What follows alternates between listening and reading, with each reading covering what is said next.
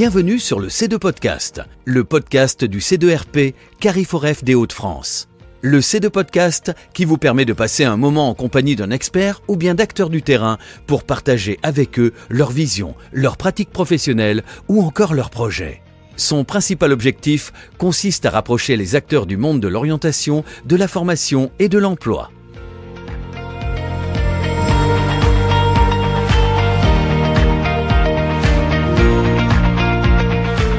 Bienvenue dans ce nouvel épisode du C2 Podcast, le podcast du C2RP Carrefour Hauts-de-France. Nous nous retrouvons aujourd'hui pour découvrir une initiative portée par 135 BPM, le premier campus du sport en Hauts-de-France et qui a la particularité d'associer sport et inclusion. Pour découvrir plus en détail ce projet, pour découvrir le campus 135 BPM, nous avons le plaisir de recevoir Maude Cocheteux, je suis directrice du campus 135 BPM, premier campus des métiers du sport en région Hauts-de-France. J'ai également des missions d'expertise pour le comité des régions sur les questions de mobilité des apprentis dans le cadre de l'espace européen des compétences. On en sait plus à votre sujet et le campus. 135 BPM est le premier centre européen d'excellence pour l'inclusion par le sport. 135 BPM est d'abord un campus des métiers et des qualifications. Il y en a 13 en région Hauts-de-France, 150 en France. Il existe une déclinaison aussi européenne que sont les centres européens d'excellence. Pourquoi 135 BPM ? C'est une question qu'on nous pose souvent. Il s'agit de la référence au rythme cardiaque moyen d'une personne en bonne santé pendant l'exercice physique et qui nous permettent de nous épanouir dans notre vie quotidienne et c'est aussi un des sens du campus. Et quelles sont les missions et les objectifs que s'assignent ou qui sont assignés au campus ? Le campus est issu du Grenelle des métiers du sport et son objectif premier est de donner de la lisibilité aux formations et aux métiers du sport, de rassembler dans un outil commun, d'organiser un réseau pour permettre aux étudiants, aux jeunes, mais aussi aux moins jeunes en reconversion, de trouver la formation et le métier autour du domaine du sport qui peut lui convenir pour son épanouissement professionnel. Alors le sport est connu, mais les métiers et les formations le sont moins. Il y a une grande diversité, une grande offre aussi. Pour ces différents métiers, il existe des formations initiales comme continues.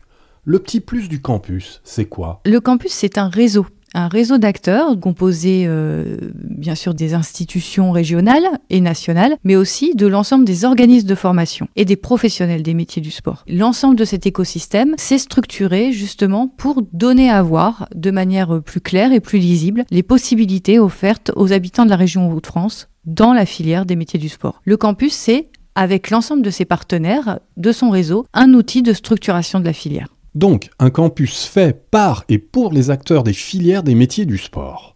On a parlé du Grenelle des métiers du sport, celui-ci a défini des priorités. Peut-on prendre un ou plusieurs exemples représentatifs de ces priorités en termes de recrutement et donc de formation ?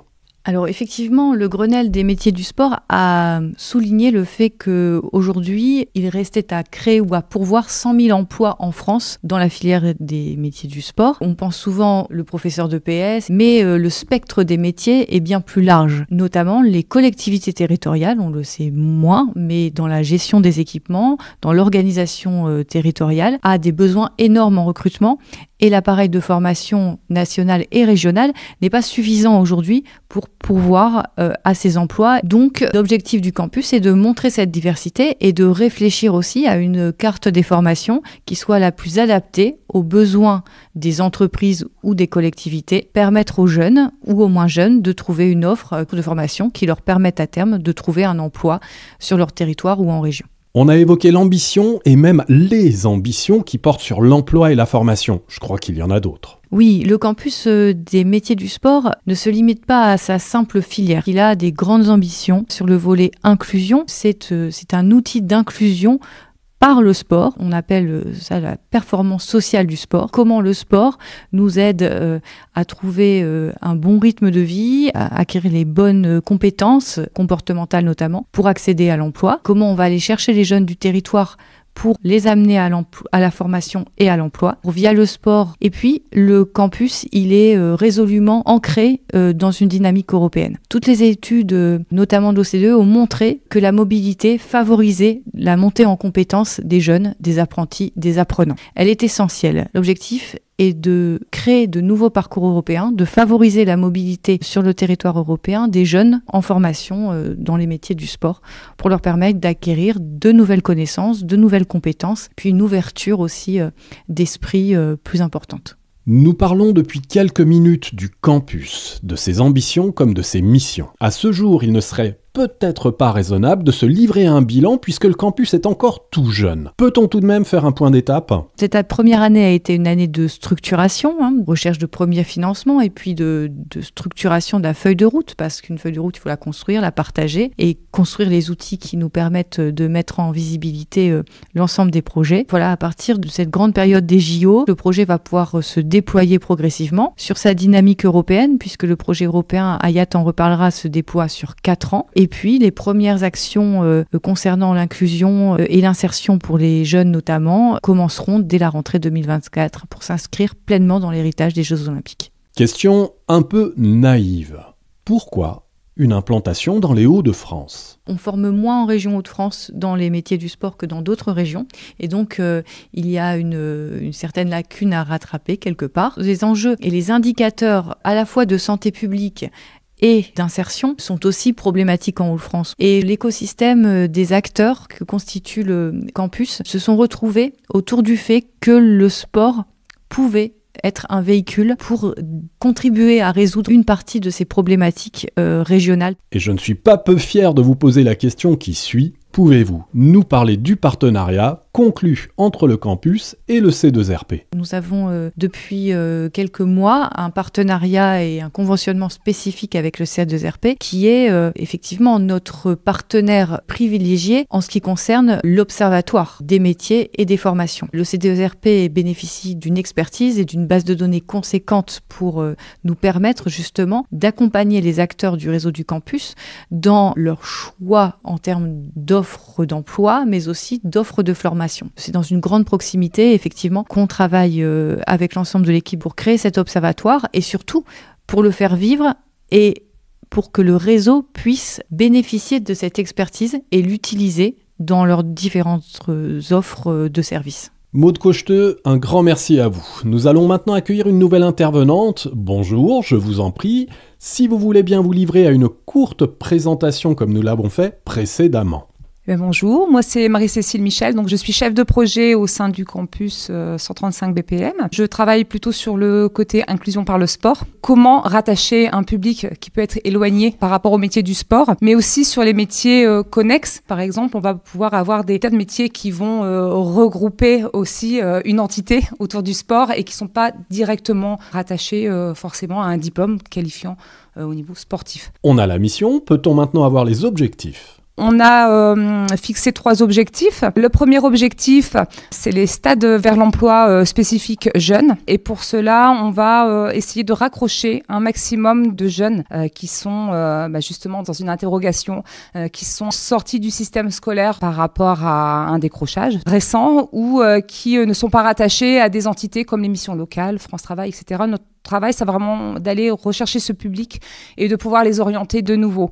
Pour ça, le sport, c'est le moyen, l'outil qu'on a utilisé, qu'on a favorisé. On va pouvoir faire émerger les savoir-être, les savoir-faire, des montées en compétences, mais aussi avoir un regard sur les qualités qu'on oublie parfois. Le sport moteur au niveau de l'inclusion pour les jeunes, mais aussi pour les publics éloignés de l'emploi, pour les reconversions professionnelles. On a ensuite un deuxième objectif sur ce projet qui est l'inclusion professionnelle ou sociale, notamment pour les publics plutôt en situation de handicap. Alors actuellement, on a 2 IME partenaires avec lesquels on va lancer des séances de sport adaptées, donc de l'athlétisme comme vecteur d'inclusion et de socialisation.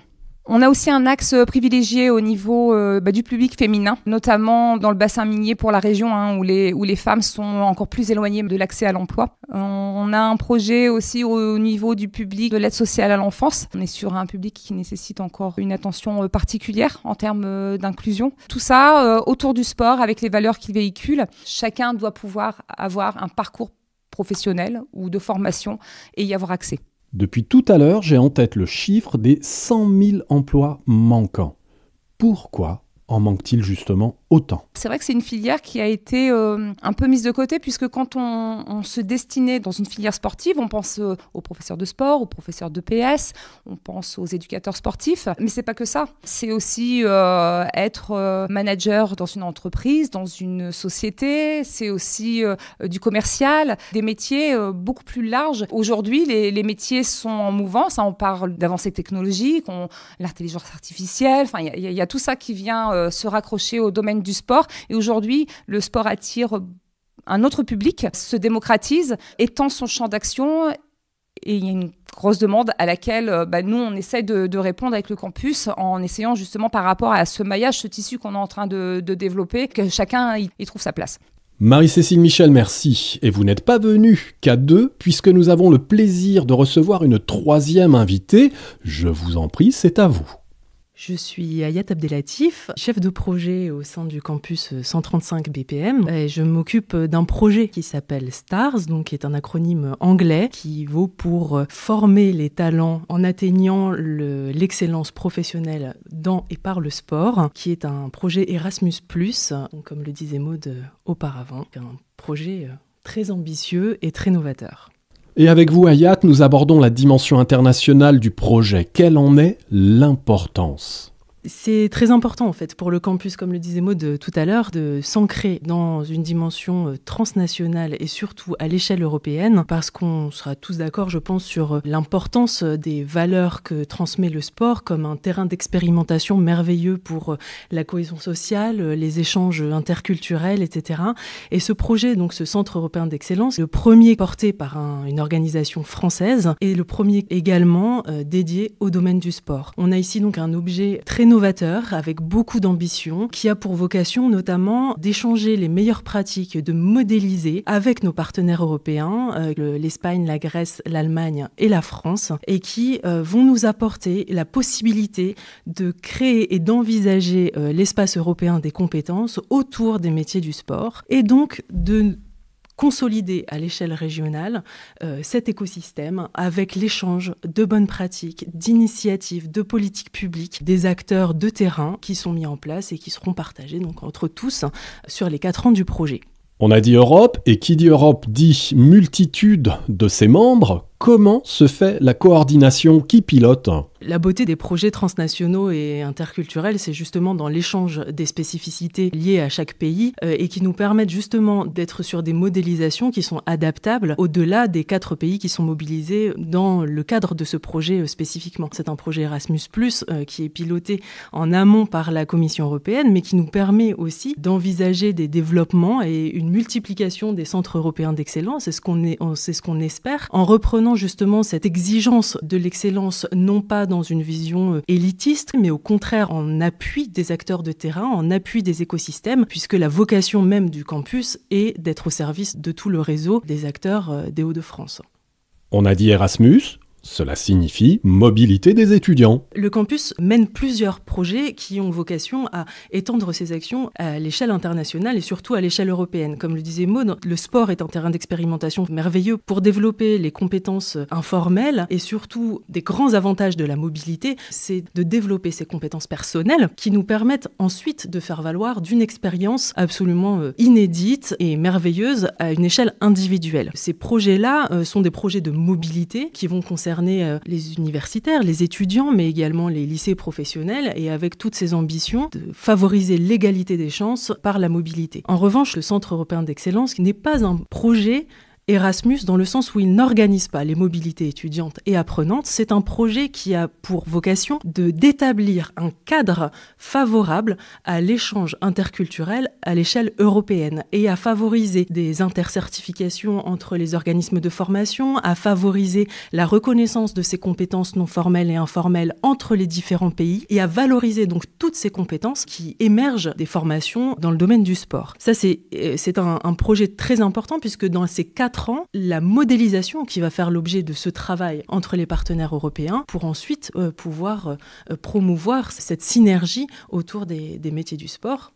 On a parfois évoqué au cours de cet enregistrement la notion d'excellence. Elle signifie quoi au juste ? La notion d'excellence dans les centres européens d'excellence, elle est très importante puisqu'on a des enjeux qui vont être très locaux au niveau donc notamment de la région Hauts-de-France, mais au niveau de tous des spécificités nationales de tous nos partenaires. L'importance de cette notion d'excellence, c'est d'accompagner véritablement les transitions de ces métiers et de ces filières. Donc en ce qui concerne la filière du sport notamment, qui a été également très bouleversée par des épisodes comme le Covid ou les transitions digitales ou environnementales, qu'on a besoin d'accompagner par des démarches extrêmement innovantes, à la fois dans les formations qu'on propose, mais dans les solutions de mobilité, dans les solutions d'échange, de savoir-être et de savoir-faire. C'est un projet qui a vocation à ouvrir beaucoup de possibilités et d'en découvrir de nouvelles pour les projets futurs. Un grand merci à toutes les trois. Nous avons pour ainsi dire coutume de laisser le mot de la fin à nos invités. Je vous en prie, Ayat, si vous voulez bien commencer, je crois qu'il pourrait bien s'agir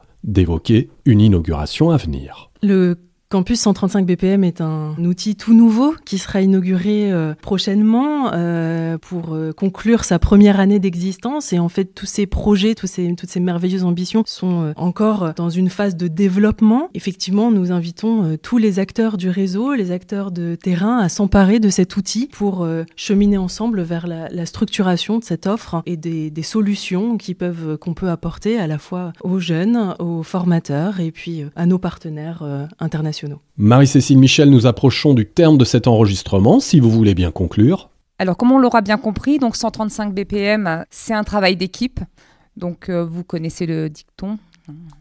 Seul, on va plus vite, mais ensemble, on va plus loin.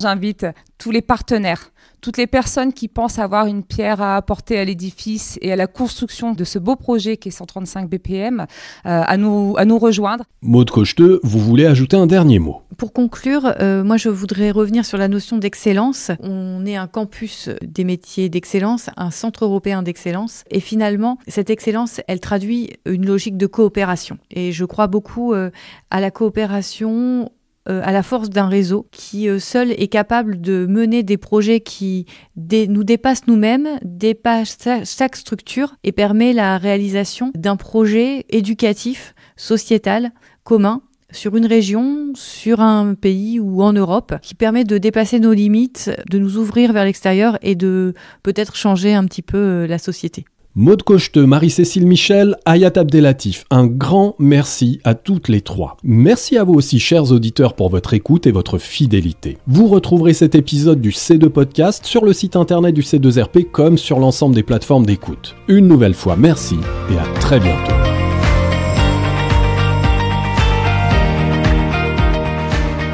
Merci de votre écoute. Si vous avez apprécié cet épisode du C2 Podcast, n'hésitez pas à le partager avec vos collègues ou avec toute personne pour laquelle il sera intéressant et utile. Laissez-nous librement un commentaire, posez-nous vos questions sur le sujet traité par le podcast ou encore faites-nous part de vos idées pour un prochain C2 Podcast. Et pour ne rien manquer de notre programmation, abonnez-vous au C2 Podcast sur vos plateformes préférées, Apple Podcast, Deezer, Spotify. Vous ne manquerez aucun épisode.